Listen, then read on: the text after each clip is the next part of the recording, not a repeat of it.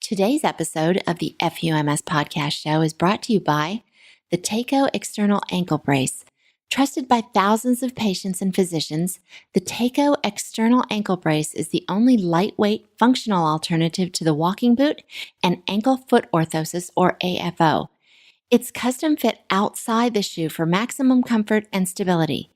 Prescribed to successfully treat chronic instability and neurological disorders like MS, the Taco brace returns patients to normal daily function with better results than AFOs. For more information, please visit tacobrace.com. That's TAYCOBRACE.com. Welcome to the FUMS Now podcast show, where you'll gain information, inspiration, and motivation for living your best life with multiple sclerosis. Find us online at FUMSnow.com. I'm your host, Kathy Reagan Young. Hey everybody, thanks so much for joining me here again today. Please forgive my funky voice. I have a cold, which is never really just a cold when you have MS, right? MS is a very jealous disease, and when it sees you're giving your attention to something else, like a cold, it likes to get your attention too. So I'm also dealing with a lot of numbness and tingling and cog fog, and you know the drill. Hey, if this is your first time to the FUMS podcast show, welcome. There are 20 other episodes you might be interested in. And speaking of that, I totally missed that the last episode was the 20th episode. That's something to be celebrated. A lot of podcasts make it to about the 6th or 7th episode mark, and then they do what's called a pod fade. I'm proud of this milestone, and I just wanted to mention it. It's important to celebrate milestones like, birthdays, anniversaries, and accomplishments, and this certainly is one. Hey, if you found value in this podcast and would like to show your appreciation, I invite you to give it a rating and review in iTunes. This will help the podcast gain traction, and more MSers will be able to find it, and that's the goal. Just go to FUMSnow.com/review. And it'll walk you through how to leave a rating and review. Thanks so much for your help. I really appreciated it. Today's guest is Tarita Davenock, an MSer herself who always loved traveling and didn't want to let MS or anything else get in her way, or anybody else's way for that matter. So she started a travel agency that specializes in accessible travel. She has formed a team that includes many people with disabilities, and she herself travels with a wheelchair. She understands very well what it takes to travel with a disability. She can make your dreams come true and help guide you to the best place to accommodate your special circumstances. So let's go meet her. Hi, Tarita. Thanks so much for joining me today. It's nice to be here. So if you would please share your MS diagnosis story, and then how you went about starting this wonderful travel agency that specializes in accessible travel. I was diagnosed with MS. I was 29, of course, in the prime of your life, which is, I guess I have to tell you how old I am. So it was 2 years ago. And I was actually a social worker at the time, and I was in child protection. So I was on the road all of the time, very stressful career. And when I went to see my neurologist, and he told me that I should maybe rethink what I was doing because stress aggravates MS. And it does. So I sort of reflected on what did I really enjoy doing. And I love traveling the world. I've always traveled. And it seemed like a natural fit. It was sort of serendipitous because there was an advert in our local newspaper. An agency was looking for someone to join their team who was well-spoken, well-traveled, loved people, and that was me to a T. So I sat down and had a coffee with the person who soon became my boss, and that's how it all started. Excellent. Great story. So tell me a little bit about your MS diagnosis, if you would. What types of symptoms were you having, and how long before you actually got your diagnosis? When I was diagnosed, actually, I went blind in my left eye, vertigo where the room just continuously was spinning around. Oh, God. And they weren't sure what it was. Of course, they test you for everything and anything. And I remember my local neurologist here sending me for this type of an eye test. And I couldn't see anything, so I thought it was kind of stupid. Right. But unfortunately, they're just a bit dense when it comes to what actually is happening. So I very, very atypical. I think one of the biggest things is how it affects your sight. So that's what started it off. They suspected that I had meningitis. Oh my gosh. So yeah, I know. So they did a spinal tap, and when it came back, and I thought, this is kind of strange. So when I saw the neurologist, and he asked me, he said, "Have you ever heard of MS?" And I said, "Yes, I have. My mom is a registered nurse and works in the long-term care at the hospital." So I said, I volunteered when I was younger. And yeah, I'm very familiar with MS. So I then was sent, of course, unfortunately, the way that it works here in Canada is that you're on a list to get, to get an MRI. It's not something that necessarily is done quickly. So the neurologist asked me, "Do you have a lot of money?" And I thought, what's Oh my gosh. And I said, "Well, why?" And he said, "Because it's going to be, we have no idea how long it will be until you actually have an MRI. But if you have private insurance, you can, go ahead and have it done quickly." So coming from being a social worker, I did have extended health. I was pretty much the very next day having an MRI. And that's when it came back showing lovely plaques and lesions and what have you. And I was diagnosed with relapsing remitting. And of course, they tell you the first, I think they say 7 or 8 years of your diagnosis is going to kind of tell us what your journey with MS is going to be like. So whether or not you'll be in a wheelchair, whether or not you'll be, blah, blah, blah, et cetera, et cetera. So that's how it all started. And I remember when I was diagnosed, I went down to the beach, down to the ocean, and I screamed. I screamed blue murder, and I had to get it out. And when, of course, anybody, when you're told something so life-altering, that you have to really sort of collect yourself and figure out, okay, now what the hell do I do? Right. And that's really what happened. And I left social work, and I was trying to think of what I wanted. That's how the opportunity came up. And my own company, well, I guess it's been about 9, almost 10 years. And the reason that I started it was I can remember when I was on a cruise one time, and there was this couple, and the fellow was in a wheelchair. He had a spinal cord injury, and he and the wife were both together, and it was this lovely holiday that they were taking. So this was some time ago, and when we arrived at the port of call, he had to take it. There was a tender, which is little boats that bring you from the cruise ship to the shore. And he was a larger man, and he did not want to be lifted, because back then they didn't have the mechanisms to actually lower you so you could remain in your wheelchair. The dignity was not there. So when he was told by these fellows, well, we're going to have about 3 or 4 guys who are going to lift you. And he said, I don't want to be the spectacle for everybody to look at me as this is happening. And so his wife looked at me and she said, "You know what? We took this trip to forget about this thing that had been thrown at us. And all this trip has done is reinforce that he is disabled." And that made me really start to think. And as I investigated more, very, very few people were looking after this demographic. And it was, unfortunately, your typical travel agency has no idea what is a roll-in shower. Right. They don't know that information. That's how I knew that this was maybe my, I guess for lack of a better word, my calling. Yeah. You saw a need. You Absolutely. saw a need in the market, and you filled it with Travel for All. I think that's awesome. So that brings me to this first question about it. So how is accessible travel different from other travel? I mean, there's a ton of travel agencies, not a lot of accessible travel agencies. So how, what's the difference? Well, the difference is essentially people that don't have a disability can do these last minutes. Right. This deal, you know what, let's go. We can pack up and go. Those of us that have specific requirements, and I use that term as opposed to saying that they have, disabilities or special needs or all these different terms that are out there. No, we have specific requirements. We're not special. We need to have things tweaked and adapted for our holiday to be perfect, or as perfect as possible. So the difference is that, we don't have the luxury of being able to get on a flight the very next day and off you go to wherever the deal is. Right. We have to plan. It takes planning and it takes knowledge, and we have to make sure that everything is in place for your holiday, it does tend to be more expensive. Okay, that was my next question. I would A lot imagine. of people ask, well, why is it more expensive? Well, unfortunately, it's a different service than somebody who's traveling without a specific requirement. Mm-hmm. So it costs more money because you have to have adaptive transfers. Mm-hmm.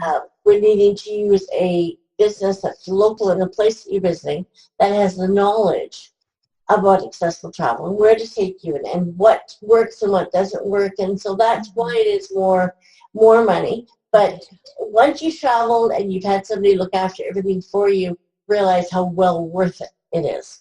I would imagine. So what goes into determining if a destination is accessible or not? What is your criteria? I tell everybody the world is not yet accessible. But as an accessible travel specialist, what we do is we endeavor to make the trip as bump-free as possible. And I tell people, if you're all right with, being lifted, shaken, taking this, and not always going to be comfortable, if you're okay with that, you can see anywhere in the world. And that is very, very, very true. And I know a lot of our clients have done things that are just amazing. And they always say, it was a real bumpy ride. I had to get lifted here and then transferred into this. But it was okay. I did what I wanted to do. Mm-hmm. And that's what it's all about. Right. Gotcha. So let's say an FUMSer calls you up and says, Tarita, I've always wanted to see, whatever, fill in the blank. And it's a place you aren't familiar with or you haven't sent someone in the past. How do you vet that place? We are very fortunate that we have well over 250 suppliers that we use around the world. So if, let's say, it's a place that is in a certain area that's fairly close to a different location that we've used before. Mm-hmm. So our research and what we're going to do is I'll contact my supplier and say, hey, I have clients that are wanting to go here. You're close to that area. Any thoughts, any ideas, any info you can send me.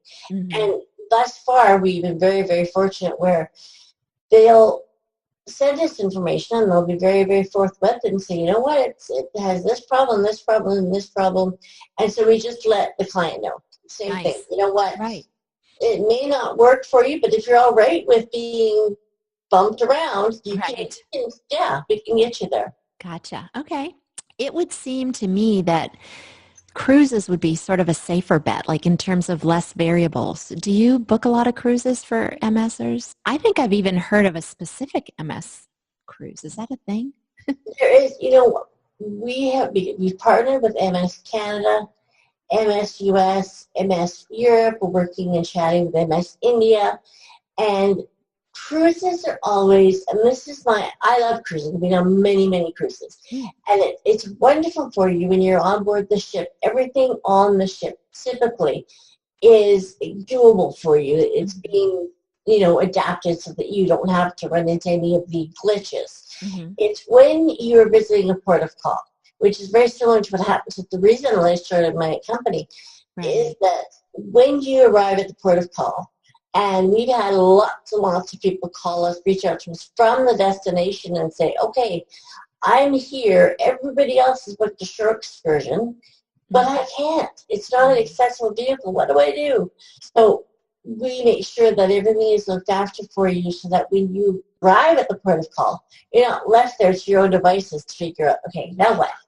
Gotcha. It's a waste of money. What's the point of taking a cruise? Right. All you're going to do is be sitting at the shore and looking at everybody else having a good time. So cruising is fantastic, but there's so much else to do and so much else to see in the world. Mindful.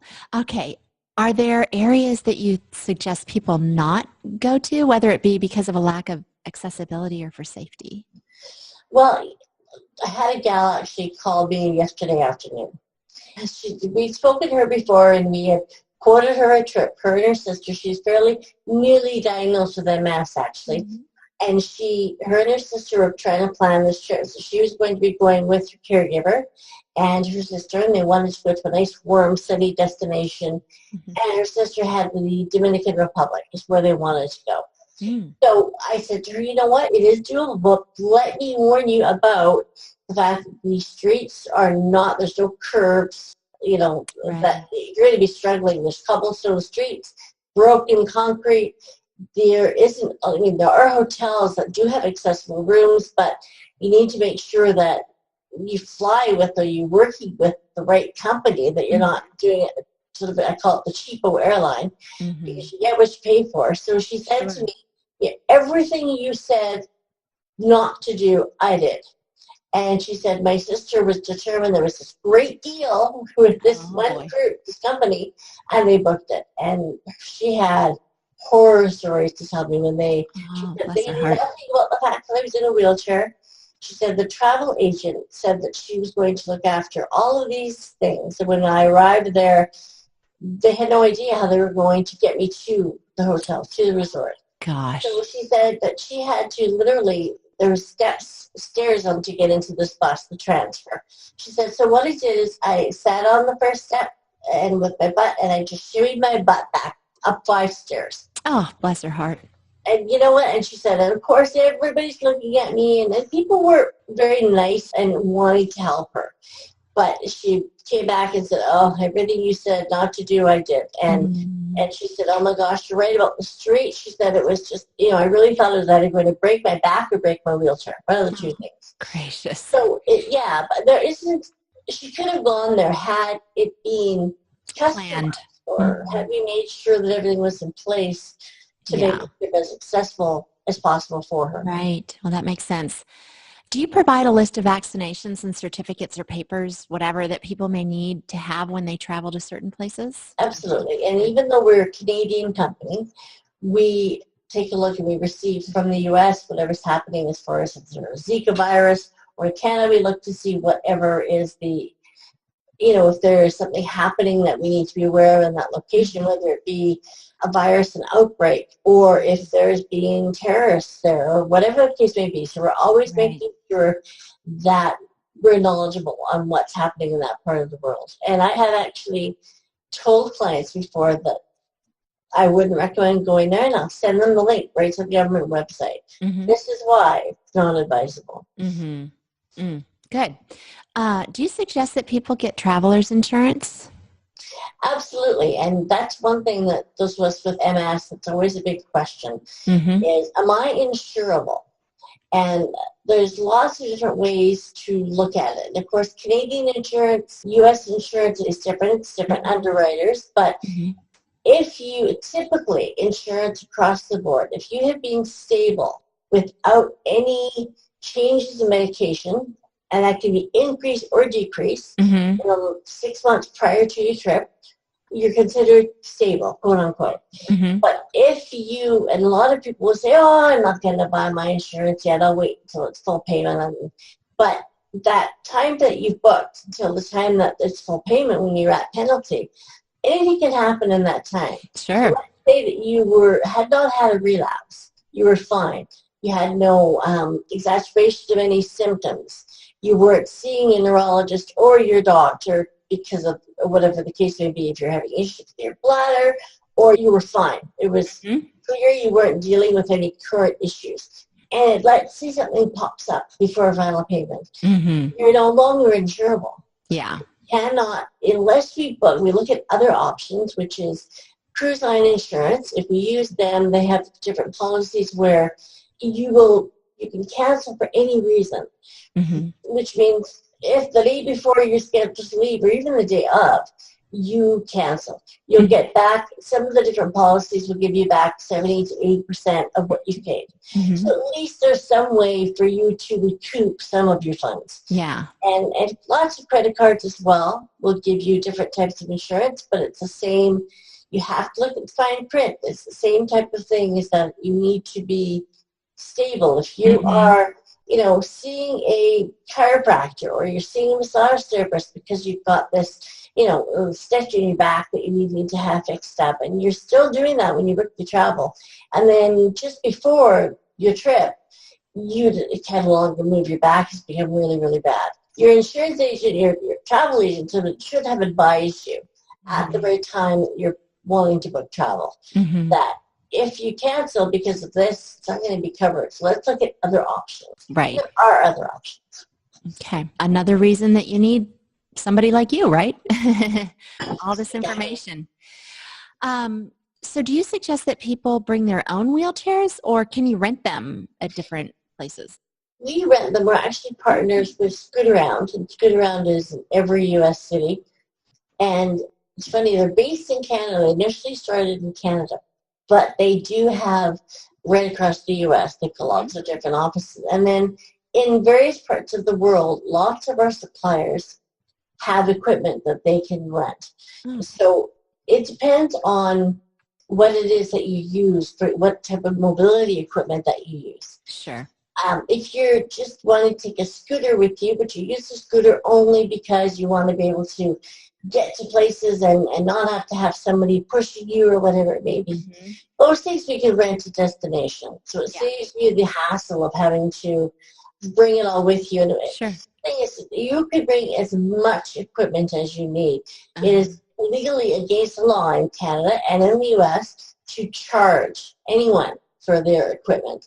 So if you are on dialysis, we had clients that have taken their dialysis across through to Ireland, and big, huge boxes of stuff they had to take, and you can't be charged for it. And lots of times people don't know that whatever equipment you need, if you have a particular, if you're really, really comfortable with your wheelchair, and you think, you know what, this fits me to a T, I don't want to try something new, then stick with what you have.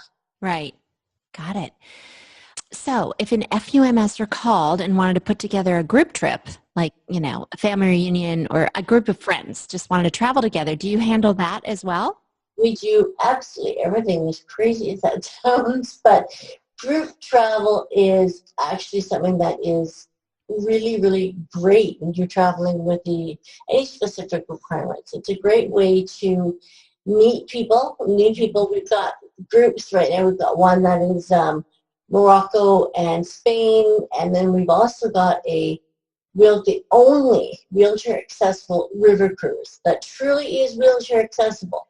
Wow. And it is doing the Danube River. So that we've actually got groups for next year.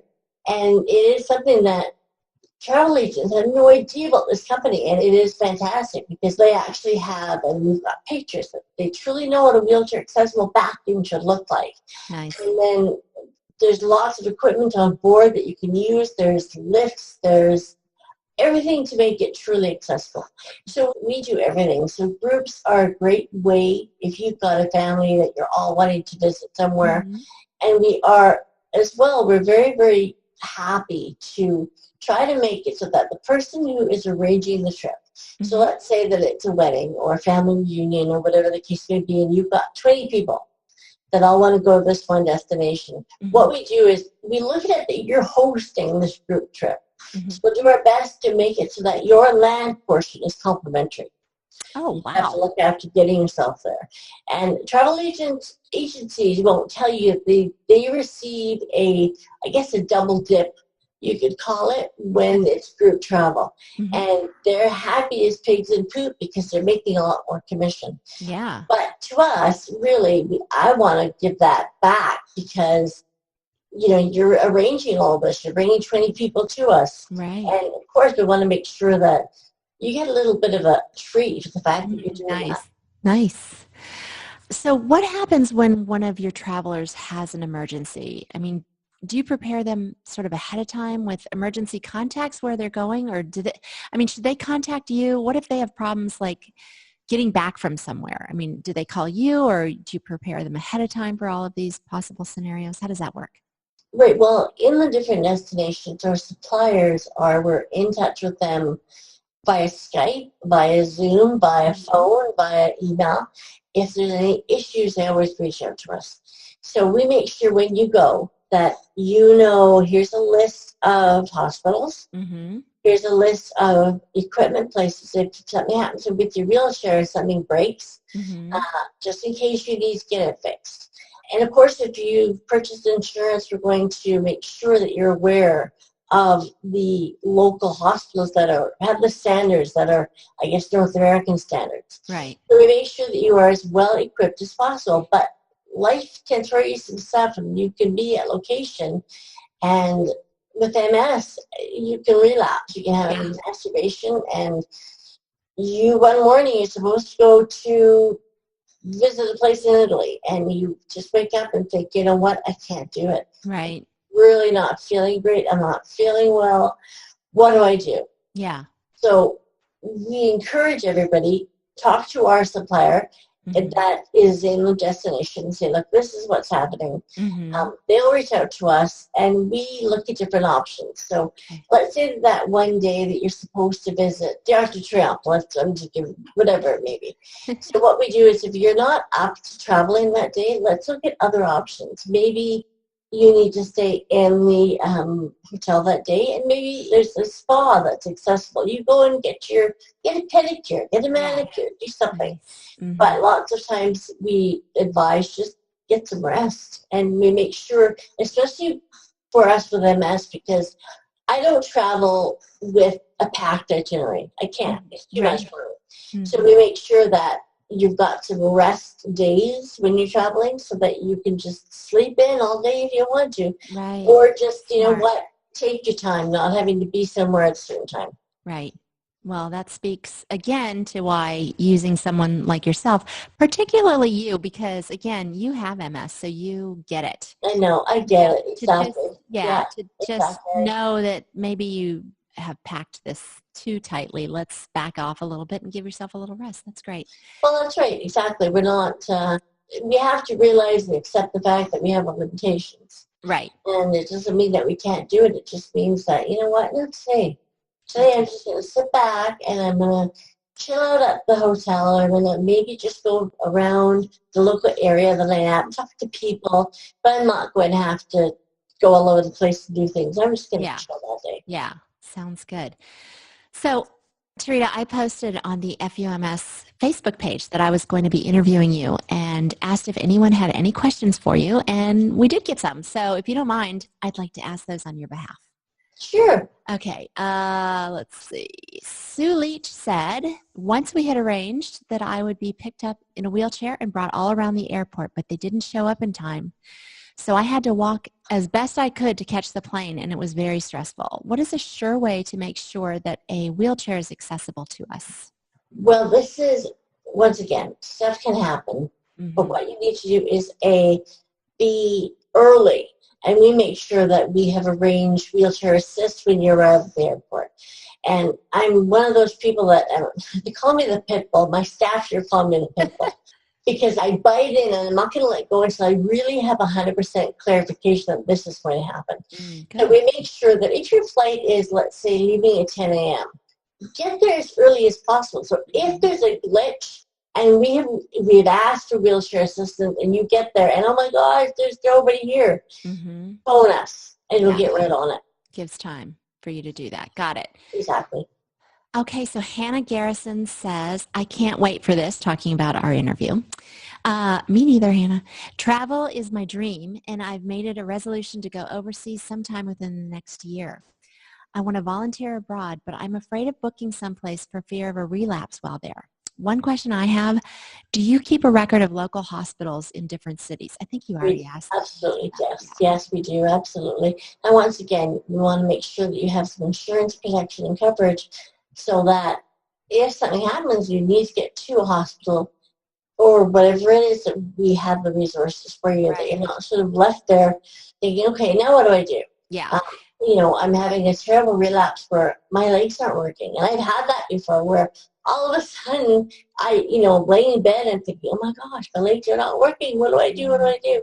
Right. So, we want to make sure that you are armed with all the information. And when we do travel for clients, we'll send them off a package.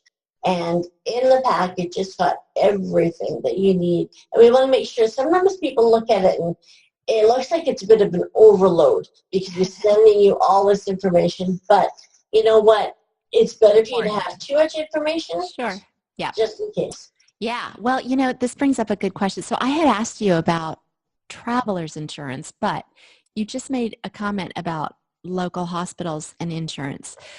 So I'm sure part of your advice would be don't assume that your health insurance is going to be usable wherever you're going. right? Because It's not. If no.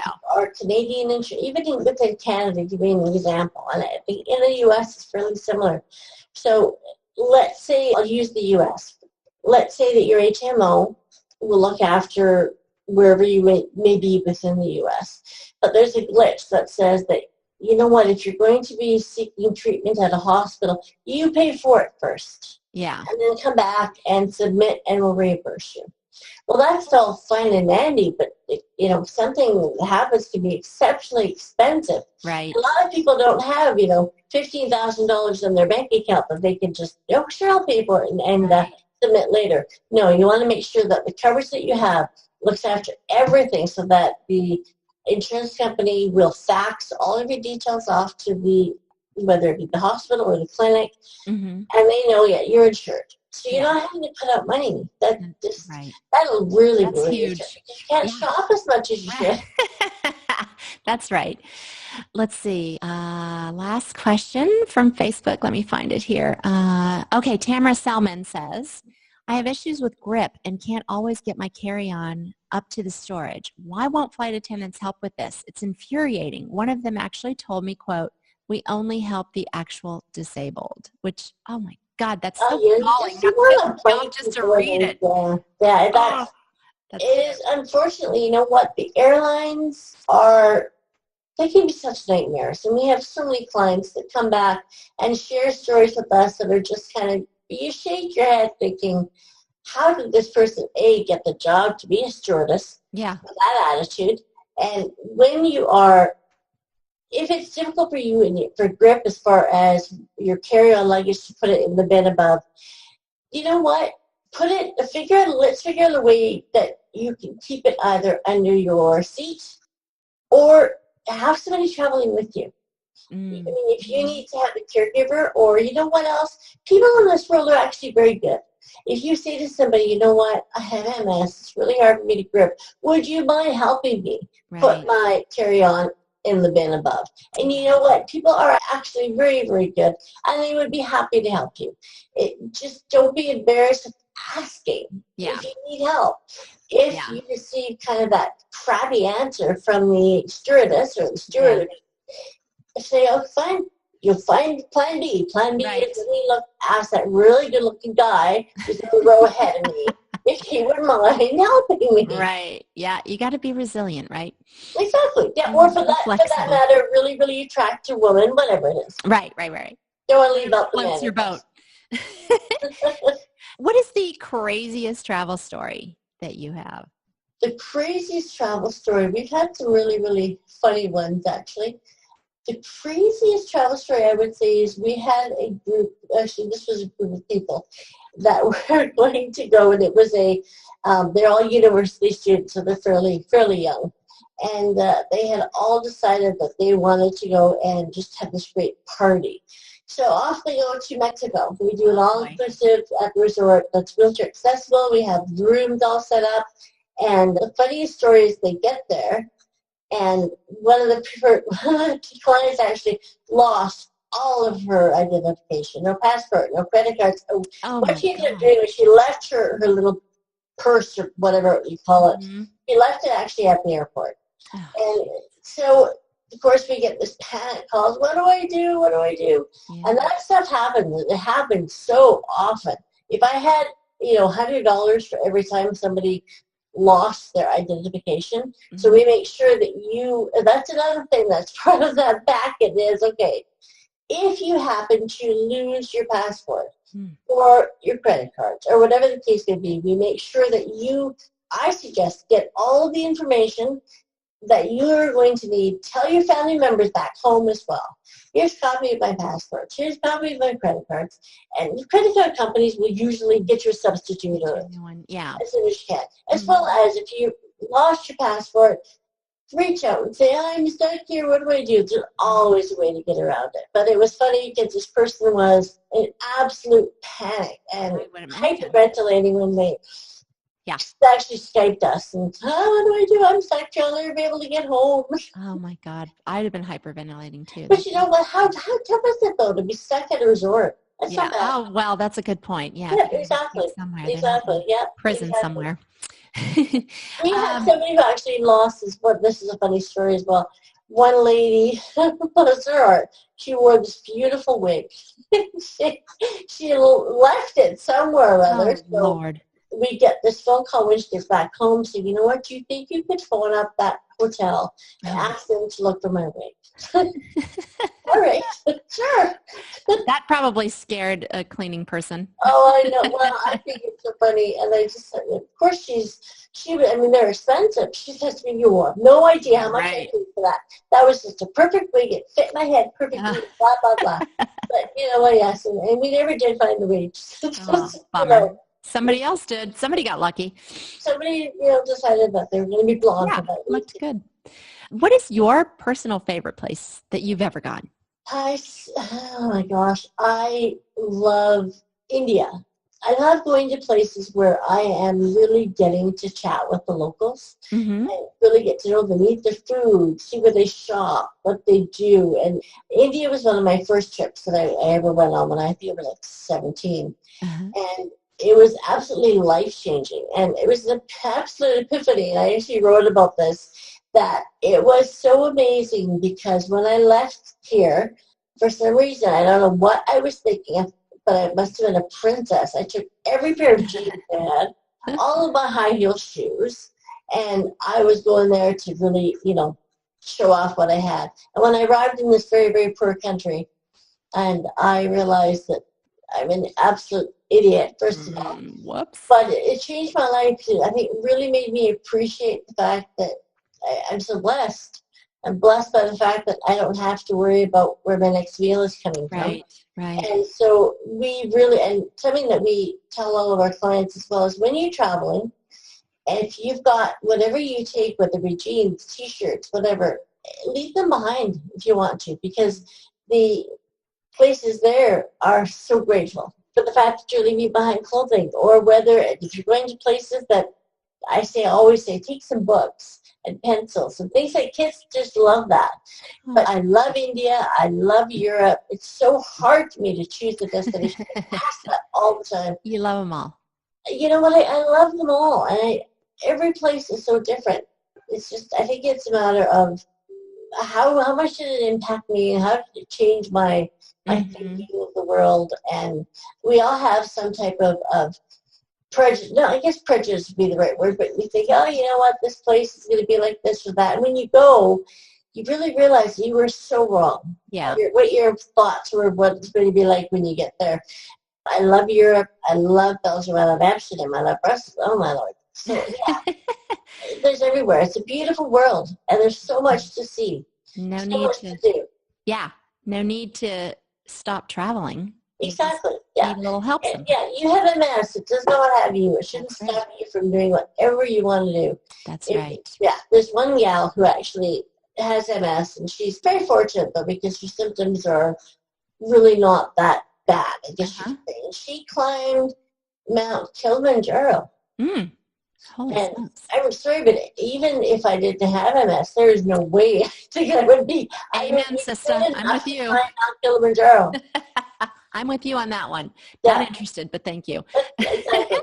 You and I talked briefly about the possibility of scheduling an FUMS trip somewhere. And I got to tell you, after you mentioned that, I kind of giggled when you mentioned it, but it's a pretty cool idea. And I'm liking it more and more as I think about it. Do you have any ideas on where would be a good destination for an FUMS trip? You know what? I think that my first thoughts actually are well, the first thing is start out small. We could do something that is where let's say Hawaii. But yeah, let's say Hawaii. I like that.